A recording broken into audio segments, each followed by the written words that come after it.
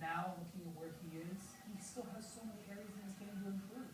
At some point, he's going to get serious about his post game. His free throw shooting, at some point, it's going to be important to him. And most importantly, he's got time. 28 years old. This was the beginning of Michael Jordan's run of prominence. LeBron has all those failures and all that experience on his side that Jordan didn't even have. And he's bigger and stronger and more equipped to compete at the highest level than Jordan. So many people bring up the Jordan comparisons. Jordan wanted to demoralize you. Jordan wanted to beat you down in such a fashion that it was difficult for you to lift your head in his presence. That's how Jordan was as a competitor. LeBron James just wants to win, but he doesn't want to do that to you. And because he doesn't want to do that to you, can he be better in the end game than Michael Jordan? Well, again, it depends on the amount of titles. Well, it's interesting to me that he brings Kevin Durant in during September, the guy he has identified as the one guy that can take what he has and brings him under the tent and works with him. What kind of human being would do that? The same guy who wants to be embraced by everybody in the basketball family. I'm telling you, anybody in the league calls LeBron up and says, "Hey, I want to come work out with you and stay at your house." LeBron says, "Can you get here tomorrow? I'll send you a plane."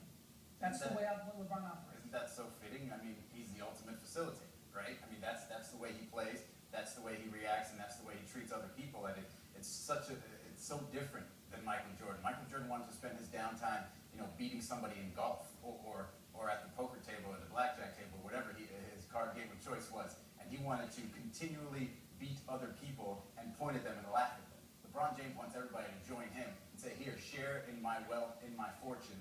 And it's just a different personality, and it's part of the reason why he doesn't, embrace being hated, because he's just never like that. It's not one, not two, not three. Is he still going to be hearing that in his ear? Are we still going to be talking about It's that? never going to end. I mean, I don't think it'll ever end until he does win maybe 5, gets to Kobe level, and then, maybe on that stuff sort of on par with Jordan. The Bulls had great teams. They had great defensive teams, and they could suffocate you, and they had the assassin in Michael Jordan. Maybe LeBron James' teams aren't built the same. Maybe they win differently, but they still win, and they still win because of him. Michael Jordan was 6 for 6 with 6 NBA Finals MVPs and never, ever, ever allowed a Game 7 to take place. That is as unblemished as they come in the NBA Finals. And when you look at that and you compare it to everybody else, I don't see that. I see Kobe, but Kobe lost in the Finals twice. And that's the difference to me. So does that mean, based on that LeBron can never reach that point? I don't think LeBron will ever be Jordan, ever, because he's chasing a ghost. He can't play against him. And I think it's a compliment to LeBron that we're talking about him chasing ghosts and not chasing contemporaries. He's embracing the idea of being the greatest ever. And you can tell when his team is down 13 points in Game 6, about to lose a championship, he took it upon himself and said, "I'm going to either win this for us or I'm going to go down fighting." And that's him embracing the challenge of being an all-time great and knowing what that takes. If LeBron James really, really wanted the comparisons, which I don't think he does, nor should he, I'm saying it will cause all of us to pause. If he sat there and said, "Excuse me, start judging me now. Forget Cleveland. Forget 2007. Hell, forget 2011. Now this is where I'm at, because this is when y'all started judging Jordan." And you know where he has an edge there? LeBron's not playing baseball. He's not going to win another one next year and then just take a year and a half off. He's going to go for 4 in a row, just 5 in a row. He's going to try to do things that Michael never did. Therefore, he can say, "Oh yeah, okay, so it took me a Game 7 to win one.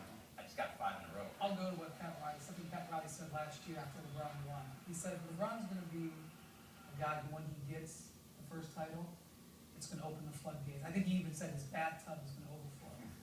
And, I think LeBron can taste it now. And I think LeBron can see that it's within his possibility to do this over and over. He's had some good fortune because of his way. But he's also gotten to the point where he knows when he can beat him. And that's so valuable.